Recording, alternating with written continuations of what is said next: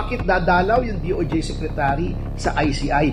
Bakit laging kasama si Secretary Dizon sa mga yung mga anong tawag doon?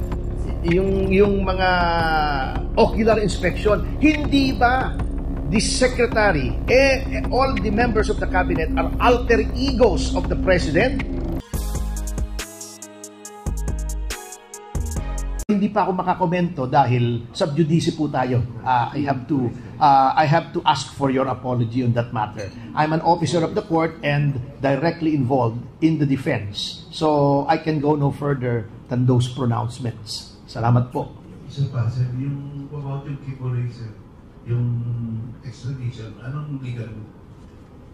Para sa amin, alam nyo, tingin ko yung extradition na yun, nilabas lang nila as a distraction eh. Kasi, yung sinasabi, ang gulo nga, yan, sinasabi nung sa kaibigan natin sa Manila Times na inconsistency. Di ba sabi ni Ambassador Romualdez, pinadalahan na daw siya ng papers for extradition. Bago sabi ng DOJ, what papers? Di ba?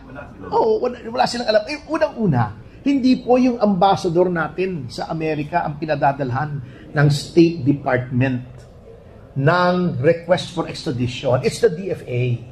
The DFA, ang gagawin po ng DFA doon ngay ganire. Titignan nila kung may extradition treaty. Meron. Okay. Titignan nila kung yung offense stated in the request is an extraditable offense. Madali naman yun eh. Yun ay kung more than 1 year ang imprisonment doon sa Amerika, extraditable yon. So, yung ibang merits, ipapaubaya nila yan sa DOJ. So, i-endorse nila yan sa General Counsel ng DOJ. Pagtingin ng DOJ, dapat i-honor yung request. There will be a petition for extradition filed in the Manila RTC. Yan. Papasagutin ngayon yung subject of extradition. However, it is beyond doubt that Pastor Kibuloy's case is now being tried before the local courts. Hindi pwedeng unahin natin ang jurisdiction ng ibang bansa kaysa sa ating jurisdiction. Insulto yun. We are a sovereign nation. As between two exercises of jurisdiction, we have to prioritize our domestic law. Otherwise, parang sinabi mo, mas mataas yung batas ng Amerika kaysa sa atin na ita-turn over natin yung tao na nililitis na. Yun ang akin. Tapusin mo na yung kaso dito. Dapat. Kung meron pa tayong natitirang katiping na self-respect as a country after tinurn over natin si Pangulong Duterte sa ICC, dapat ganon. Sa case po di ba to? Meron na ba? Wala pa naman. Wala pa naman. Palutan pa rin. Ano lang yun, mga distraction lang yun, pang-asar lang yun. Parang yung independent, independent director nung asawa ni Senator Marcoleta. Dapat hindi naman siya napikon doon. Sir, may last question na lang. Yes, sir. Regarding po sa ICI, sabihin mo, it is not independent anymore for you saying po. And regardless po, magkaroon ng gather ng mga documents, mga evidence, and after that, magiging credible po ba? And paano po ba ito magiging may mapoconvict or yung power po nila? Wala namang power to convict yan. Yes. Yung, ito po yung inatanong po ng current president po natin, sabi niyo po, choose naman. Hindi, actually, kaya ang purpose sana for an independent commission is it will go wherever the evidence will lead it. Independent nga eh. Yan ang dapat naging function yan. And for a while, it seems to be that way nung nandyan si Mayor Magalong. Diba? Sapagkat tested na yan kung saan man pumunta yung ebidensya. Pina-follow niya eh, even to the detriment of his own career. Dapat yan chief PNP eh. Pero, sa nangyayari ngayon, yung sinasabi ng Malacanang na the commission is bigger than Mayor Magalong, it will go on. Of course, it will go on. But without the credibility imparted by the reputation and the gravitas of Mayor Magalong, I mean, let's be honest, bumagsak ng husto yung kredibilidad.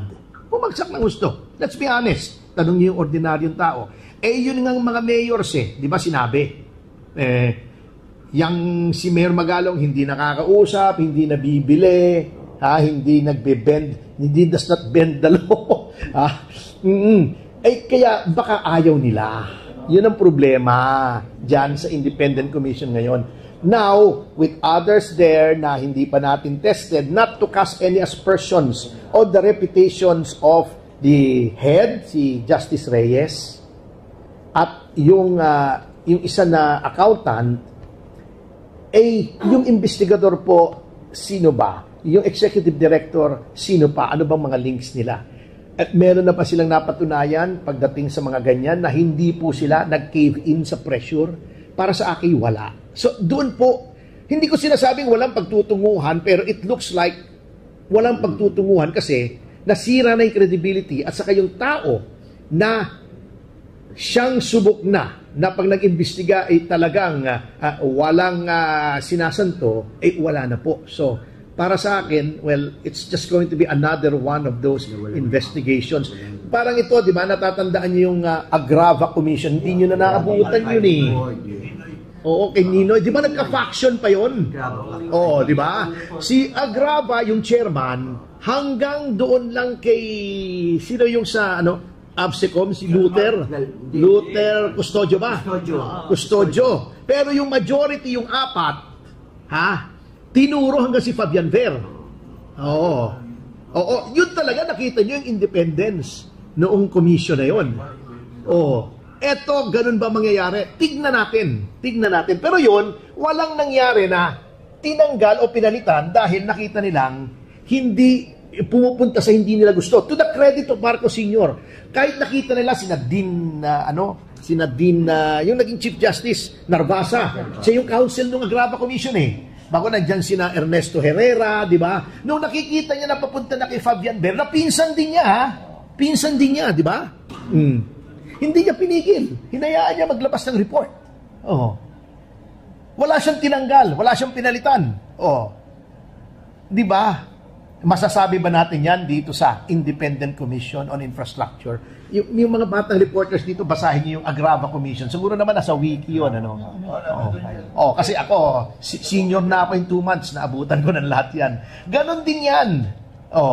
Pero nonetheless, hindi pa rin na-diffuse yung tension. Natanggal pa rin si Marcos Sr. Baka di ba? Samantalang yun, yung pinaghihinalaan ng maraming tao na siya yung mastermind, si Fabian Ver, itinuro. Eto pa, co-cover up mo. Teka muna, ano ba maaaring mangyari? So, salamat po. Okay na kami. Attorney, hirap lang. Attorney, yung ombudsman bid ni Secretary Boy Memoria. Kasi yung ombudsman bid ni Secretary Boy Memoria. Confirmed na daw po, kasi siya rin nag-confirm na may clearance na, pero iwas po siya dun sa mga ganun po dismiss na may mga many cases. Yung mga na-file natin, kamusta yun? Okay, I'm glad you asked. Ganito yan Ito talaga bend the law. Okay. Nag-file si Mayor Duterte, Baste Duterte, sa Deputy Ombudsman for Mindanao. Dinakit. Bakit dinakit?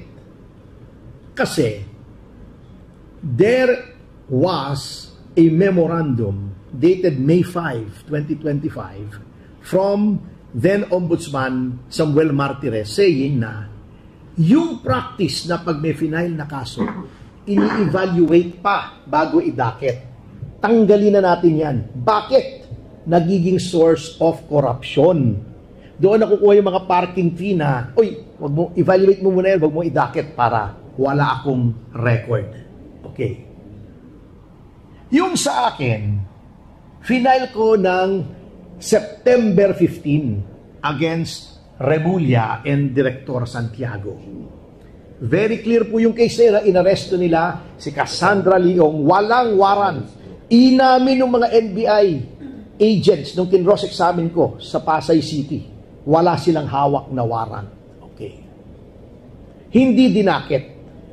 Nung tinatanong ko, bakit hindi nyo dinadakit? Meron daw bagong rule, ayaw naman pakita sa akin, na sinasabing hindi na effective yung automatic docketing, balik sa evaluation. Pero, yung final ni na Secretary Dizon dun sa mga DPWH officials, dinakit nila. Okay.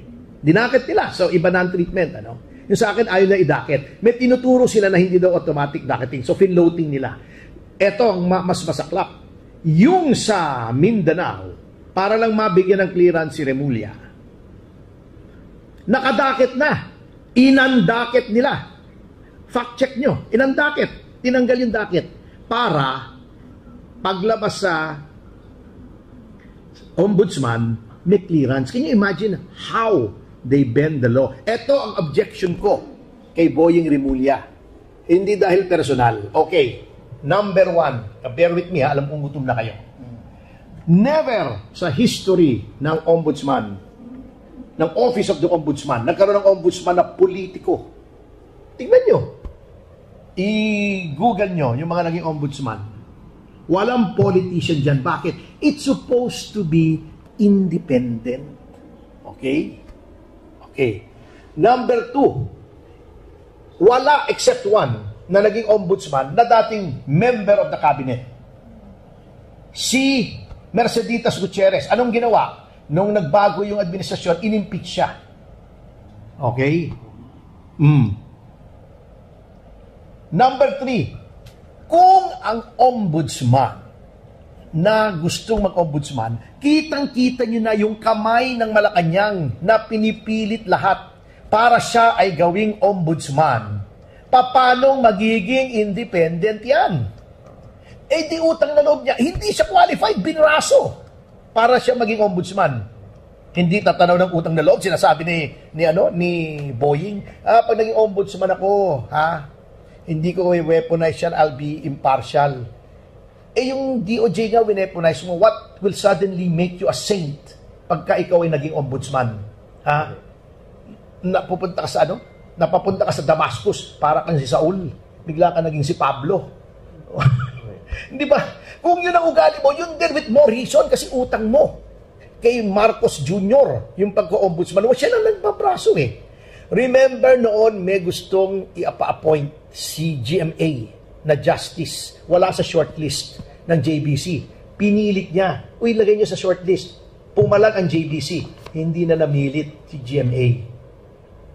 That was as far as someone else, a former president, went in trying to get yung preferred nominee niya. Pero nung pumalag ang JBC, ayaw na niya. Eto, anong ginawa nung Brad ni Remulla, si Kiko Pangilinan na member ng JBC, ipinaurong niya yung deliberation ng issue shortlist. Bakit? Para makakuha ng clearance si Remulla. Para magkaroon ng time na i-dismiss yung kaso ni Amy Marcos. Kita nyo how they manipulate it. Then, independent ka. Kung si Kiko Pangilinan na may kaso, yun ang naging responsible, kaya naurong yun at naging ombudsman ka. Kung si John Vic Remulla nagkakaso, kung yung anak mo na public official sa Cavite Province magkakaso, kaya walang politician nilalagay dyan, kapartido mo.